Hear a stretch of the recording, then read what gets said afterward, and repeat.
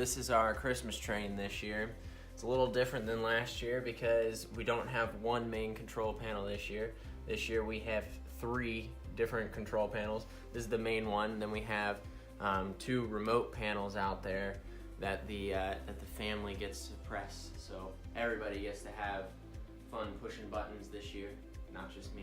The way it'll work here is if you want to send it to you push your button. So this is the send to Jared button. So we're gonna send it from the trash machine up to here to me. So if I push the button, the light starts flashing and the train moves up 1 position to me.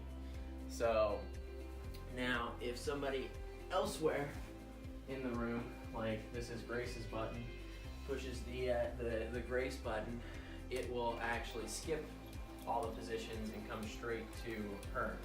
And as you can see, the light on her button is flashing.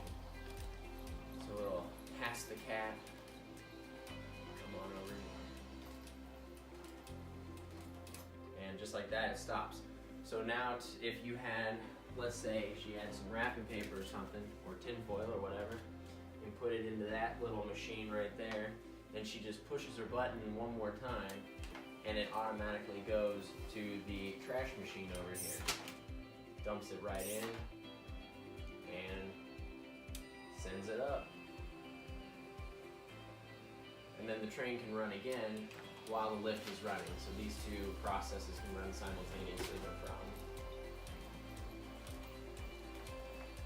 Now there is no actual physical connection between the train and the PLC. We're actually using wireless Wi-Fi to control our little dumper here. So underneath the PLC there's a Raspberry Pi that picks up a relay signal from the PLC, and it sends that relay signal through the Wi-Fi and down to this little board right here, which is also connected to our Wi-Fi, and that's what ends up sending the signal to dump. So every time we dump, it's going out in the internet. Pretty cool. So yeah, on our main control panel we also have another feature. So if I send it back to the home position, which is by the tree, you can see that I can e-stop it. So the emergency stop works, and to reset the emergency stop you just twist the switch and it restarts.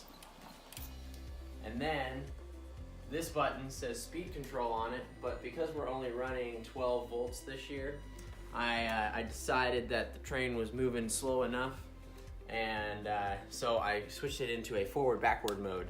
So you can now switch the little selector switch to backward and push send to Jared. Instead of having to go all the way around, we just go back 1 position and stop, just like that. And then you can switch it back into forward mode and send it on its way.